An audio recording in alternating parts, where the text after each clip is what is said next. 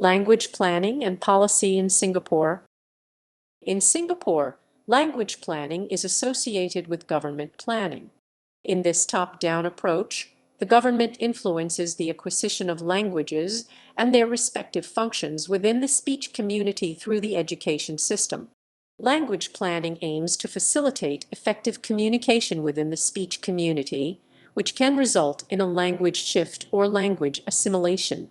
The goals of language planning are very much dependent on the political and social forces present in Singapore during two distinct periods: colonization by the British and the post-independence period after 1965.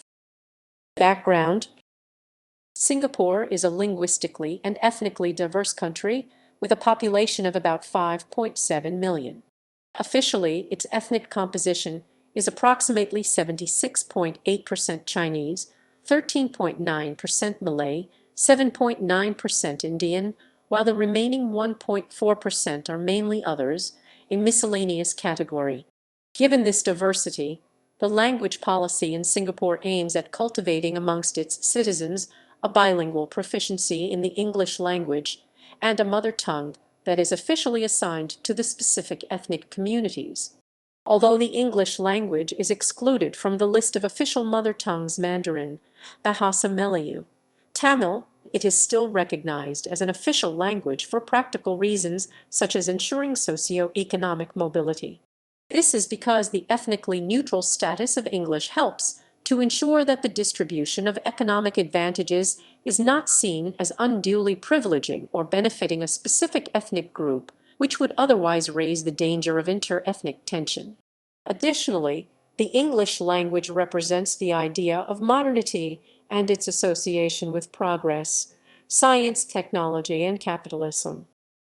Motivations of language policies. After political independence in 1959, the Singapore government officially accepted Malay as the national language of Singapore. However, its importance gradually declined as a result of the social, political, and economic developments that had taken place. When vernacular schools were closed in 1987, the Ministry of Education implemented the National System of Education.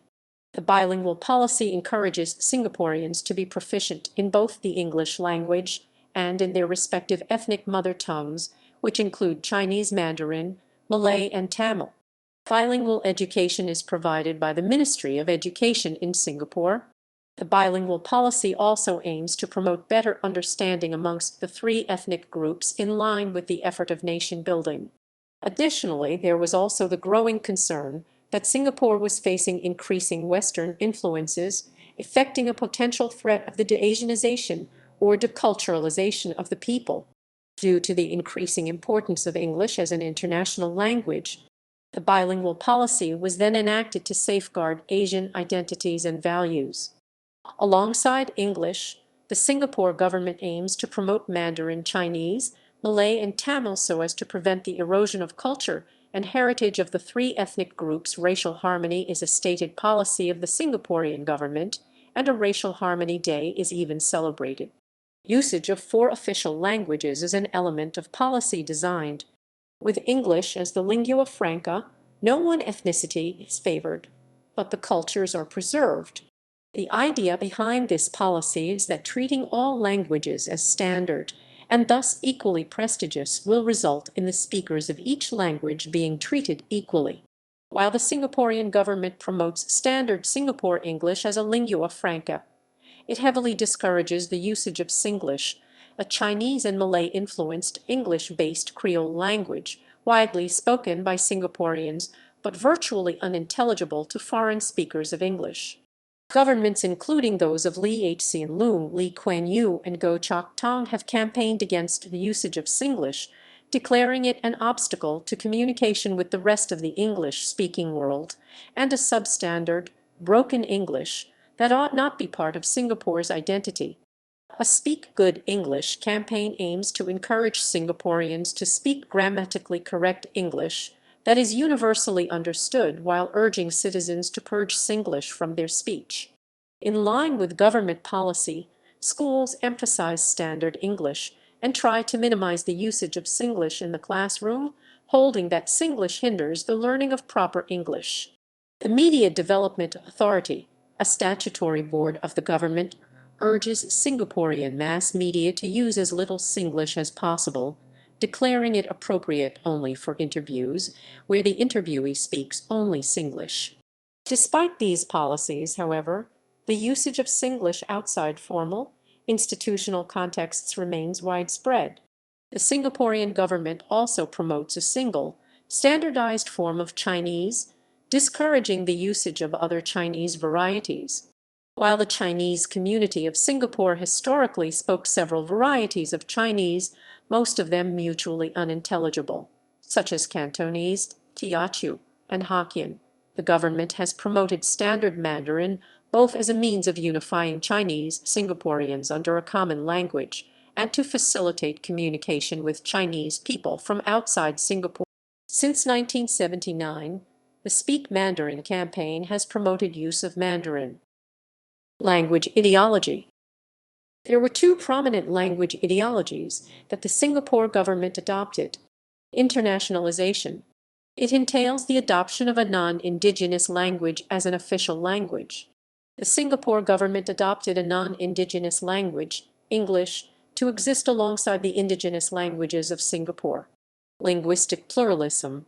It entails a recognition and support of the coexistence of multiple languages within society.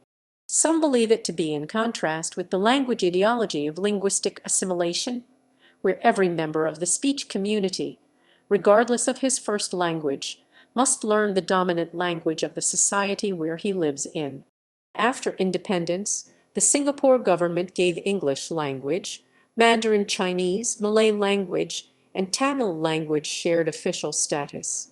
The Singapore government attempts to shun away from linguistic assimilation, as it believes it must acknowledge the need to embrace the coexistence of the four official languages in the context of a multiracial Singapore. Status planning. Status planning suggests that a particular language or variety may be chosen for specific purposes and given official status. This may result in a language policy, which is a product of language planning, and can be comprehended within the discourse of language politics and society, or the more informal but powerful political and social aspects of language planning. In this view, one can argue that language status planning issues are related to political issues, as status planning focuses on legislative decisions that affect the reallocation of language functions. Language status can also mean the position or standing of a language vis-a-vis other languages. The Singapore government recognizes the importance of the English language for a multiracial society, and therefore it has been attributed the status of an official language and a de facto national language. The government has been active in promoting status planning in Singapore. One of the most distinct changes in the linguistic landscape of Singapore after independence was promoting the status of the English language. This is done by allocating resources to develop English in various functional domains, such as the government, law, business, administration, and, in particular, the medium of instruction in schools, even though time is allocated for the learning of mother tongue languages.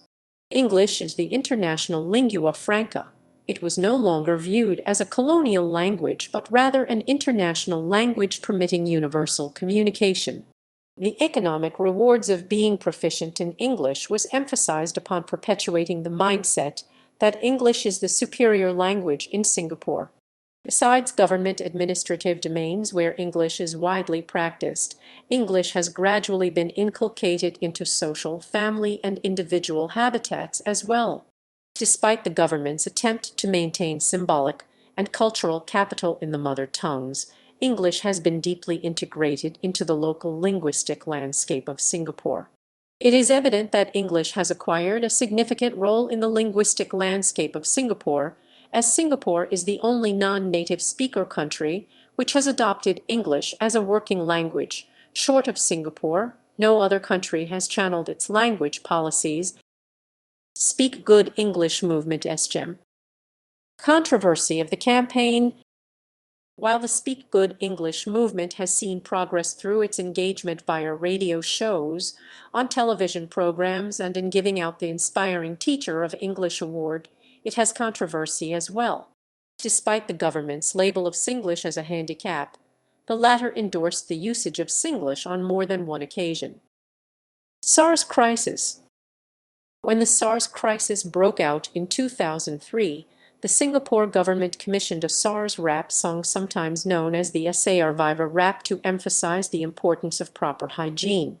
The lyrics of the SARS rap song are heavily Singlish, containing terms such as la, lay, and kayasu. To answer its contradictory stance, the Singapore government provided a rationale that Singlish was considered necessary in order to communicate with less educated Singaporeans. Singapore Day. Singapore Day is a cultural cuisine-based event organized by the Prime Minister's Office Overseas Singaporean Unit. It is aimed at engaging Singaporeans residing overseas. It is held in different cities with a significant community of overseas Singaporeans. According to a report by the Sunday Times on 26 April 2009, the event made occasional use of Singlish, such as the lexical item chop, which is used to indicate the reservation of a seat. The intended audience there is not the less educated, since most of the overseas Singaporeans are working professionals or university students pursuing a degree abroad. Acquisition planning. Acquisition planning can be defined as the coordination of the language planning goals of the official parties involved in the implementation and integration of a language policy to ensure its timely and cost-effective acquisition. In Singapore, the government has sole control over the acquisition planning of language. This form of language planning is often done in line with status planning. The government aims to influence aspects of the language, status distribution, and literacy through the education system. Acquisition planning is often incorporated into language planning processes in which the statuses of languages are evaluated, corpuses are revised, and these revisions are implemented in society through the education system. Curriculum Development Institute of Singapore. The Curriculum Development Institute of Singapore (CDIS) was formed in 1980 as a division under the Ministry of Education. The institute had the sole task of producing teaching packages under the syllabuses prepared by the Curriculum Planning Division. In 1998, the Ministry of Education recognized a need to incorporate innovative changes to its education system besides the current bilingual policy. The ministry introduced 3 important national initiatives: 1 National Education, 2 Information Technology, and 3 Thinking Skills. To the school curriculum, the Curriculum Planning Division reduced the content of the existing syllabuses to integrate the 3 national initiatives into the school curriculum. Bilingual Policy. Under the bilingual policy, all students are educated in English as their first language. The Ministry of Education ensures that the bilingual policy is met by students in primary and secondary schools. Not only are they required to master English as their first language, they also have to learn their mother tongue as a second language. They are offered Mandarin Chinese, Malay, or Tamil depending on their father's ethnicity. While English is the core language of instruction in government schools, mother tongue languages are taught on a weekly basis. While mother tongue typically correlates to the first language learned overseas, in Singapore the Ministry of Education refers to it as the ethnic language or the second language L2. Singapore's language planning is known as exogenous planning, whereby a foreign language takes on the role as the main language of communication against the indigenous languages in the country. The education system aims to create a workforce that is biliterate in English and Chinese/Malay/Tamil. Despite the intentions of the bilingual policy, there has been an inherent and significant shift from a predominant use of Mandarin Chinese to English within the Chinese community. The 1980 population census revealed that the use of Malay language has dropped from 96.7% to 94.3%. The use of English language in Malay households has increased from 2.3% to 5.5%. Outcome of bilingual policy. Report on the Ministry of Education, 1978, Assessment of Bilingual Policy. Formed in April 1978 and led by Deputy Prime Minister Dr. Goh Keng Swee, the Goh report assessed the bilingual education program in Singapore. The Ministry of Education saw its bilingualism policy as not being universally effective. The Goh report critiqued the bilingual policy as ineffective bilingualism, leading to the main cause of language education problems in Singapore. Although the bilingual policy resulted in a rise in overall literacy rate, statistics reveal that less than 40% of the school-going students had the minimum competency level in 2 languages at a time. Under the review of Singapore's education system, at least 25% of the primary school cohort did not meet the minimum criteria for literacy levels. Only 11% of the armed force recruits were adequately competent in English. 97.5% of the primary 6 students who sat for the primary school leaving examination peacefully obtained C grades in English. 86.9% of the secondary 4 students who sat for the GCE O-level examinations obtained C grades in English. Despite increasing language exposure time in the school curriculum, teaching strategies were ineffective in enhancing students' language proficiency. Challenges and solutions of bilingual policy. An increasing number of Singaporeans are speaking and using English at home, leading to declining standards in the command of mother tongue.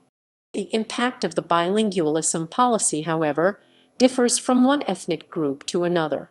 Report on the Ministry of Education 1978, Assessment of Bilingual Policy for 3 ethnic groups: the Chinese community, the Malay community, the Indian community. The Chinese community. The Chinese community struggled with learning 2 languages, English and Mandarin Chinese. When Chinese students were exposed to Mandarin Chinese in school, they felt that the language was foreign and hard to grasp. The home context did not favor the learning of Mandarin Chinese because different Chinese varieties, such as Hokkien, Teochew, Cantonese, Hainanese, Hakka, were the dominant mode of communication at home depending on group. The Ministry of Education only allowed Mandarin Chinese in the classroom. Other Chinese varieties were seen as inferior in status and were an impediment to learning Mandarin Chinese. In light of the difficulties faced by the Chinese community, the government made several amendments to the educational system to help Chinese students cope with acquiring Mandarin Chinese. With the introduction of EM3 stream, Mandarin Chinese and other primary school subjects were taught at a lower than mainstream level to help academically less inclined students cope with a less demanding curriculum. Introduction of Chinese v. Mandarin Chinese is taught at a lower than mainstream level to help students with difficulties in Mandarin Chinese still be able to acquire the language at oral language proficiency levels. Establishment of Singapore Center for Chinese Language (SCCL) in November 2009. In recognition of Chinese students who come from non-Mandarin-speaking homes, the center aims to enhance the effectiveness of teaching Chinese as a second language in a bilingual environment. The Speak Mandarin campaign (SMC) was organized in 1979 by then Prime Minister Lee Kuan Yew to promote Chinese language and culture among Chinese Singaporeans. Essentially, this annual event seeks to create heightened awareness of Singaporean Chinese Asian heritage. The Malay community. Malay is valued as the means for transmitting familial and religious values. Malay is widely practiced in mosques and religious schools, also known as madrasas. The use of Malay language has been largely reduced to religious and classroom domains only. The increase in the number of contexts of which English is being practiced has resulted in a large proportion of the Malays assimilating to English. As a result, the MLB program was introduced in 2000 to help less linguistically inclined students cope with acquiring the Malay language at oral language proficiency levels. However, the MLB program was available only at secondary levels and was not offered at pre-university levels. The Indian community. Under the bilingualism policy, Singaporean Indians only had the option of Tamil for their mother tongue. Non-Tamil Indian students were thus at a disadvantage. In recognition of this, the Ministry of Education revised the bilingual policy in 1989 to allow Indian students to choose between Bengali, Hindi, Punjabi, Gujarati, and Urdu as their mother tongue. Revisions made to bilingual policy. The development and implementation of the bilingual policy is an example of acquisition planning. The bilingual policy places excessive demands on average students. Most students tackle two foreign languages at primary school level because most of them speak Chinese varieties at home, and Mandarin Chinese is used in schools for Chinese lessons. The Ministry of Education felt that resources were not effectively employed to meet the goals of the policy. Therefore, amendments were made to allow for more flexibility and to cater to the diverse linguistic needs of the population. Students who could not cope with the demands of a bilingual education could choose to focus on one language, i.e. English. Students who were linguistically inclined were encouraged to take on a third language in addition to English and their mother tongue. Under this new curriculum, the diverse needs of the students could be met and they could effectively maximize their linguistic capabilities. However, the issue of the lack of command in English was highlighted again in the Report for Moral Education in 1979. Corpus Planning. Corpus planning focuses on changes by deliberate planning to the actual corpus or shape of a language. It deals with codification and can play a significant role in implementation and elaboration stages. Elaboration can be considered as a language task resulting in increased sophistication of the chosen code. Corpus planning is often undertaken by planners with great linguistic expertise. Corpus planning is also referred as making language planning decisions to engineer changes in the structure of a language. The Singapore government has been active in status planning and acquisition planning. However, with regards to corpus planning in English, nothing has been done. The government modeled Singaporean English after standard British English without recognizing the internal issues of English which must be specific to the local context. Due to the lack of a government body that deals with language issues such as codification and purification, there is negligence to local English. It becomes difficult to ascertain whether there is a standard Singapore English. With respect to Chinese language, the government selected Mandarin Chinese as the variety of Chinese language that takes precedence over other social and regional varieties, i.e., Hokkien, Teochew, Cantonese, Hainanese, Hakka. Standardization generally entails increasing the uniformity of the norm as well as of the norm. The government adopted Mandarin Chinese as one of the four official languages in Singapore, and it is mandatory that the Chinese population in Singapore learn Mandarin Chinese as their mother tongue in schools. In addition, the government launched the Speak Mandarin campaign to promote the prestige of Mandarin Chinese against other Chinese varieties. Speak Mandarin Campaign (SMC). The Speak Mandarin campaign was launched by then Prime Minister Lee Kuan Yew in 1979. The campaign seeks to encourage the use of Mandarin and to discourage the use of non-Mandarin Chinese varieties, characterizing the latter as burdens as summarized in Goh Chok Tong's then First Deputy Prime Minister speech marking the 1986 Speak Mandarin campaign. Parents know that our bilingual education system is here to stay. When they drop dialects in conversation with their children, they are recognizing that the continued use of dialects will add to the learning burden of their children. Outcome: the success of the campaign was evident 20 years from the launch of the campaign. The campaign has significantly reduced the number of speakers of non-Mandarin Chinese varieties in Singapore. The use of non-Mandarin Chinese varieties at home dropped from 81.4% in 1980 to 30.7% in 2000. Meanwhile, households that claimed to use Mandarin as the dominant language at home increased from 10.2% in 1980 to 35% in 2000. Although the campaign is successful in reducing the number of non-Mandarin Chinese variety speakers in Singapore, it is not always received positively.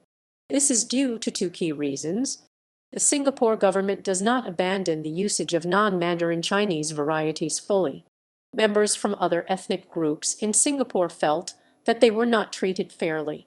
The reason why Mandarin has been chosen among the various Chinese varieties is that it is supposedly able to unite the different Chinese groups, and it is also supposedly the variety associated with ancient Chinese culture and its values.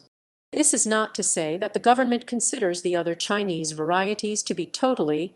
The government does at times acknowledge that the other Chinese varieties are also capable of conveying traditional Chinese values. Excerpted from a speech made by then Prime Minister Goh Chok Tong during the 1991 Speak Mandarin campaign. Although Chinese literature, idioms, and proverb can be translated into English, their full meaning may be lost in the process. A Chinese Singaporean who does not know Chinese, either Mandarin or dialect, runs the risk of losing the collective wisdom of the Chinese civilization. Non-Mandarin speakers have complained that their children have to study two foreign languages, English and Mandarin. This is contrasted to a possible alternative policy of English and their native language, and that the emphasis on Mandarin threatens family ties, as older generations are often not conversant in Mandarin unless it is their native tongue. Some critics include that the Mandarin education system's goal of promoting cultural identity has left many younger generations of Mandarin speakers unable to communicate with their non-Mandarin speaking grandparent. Overview. Overview.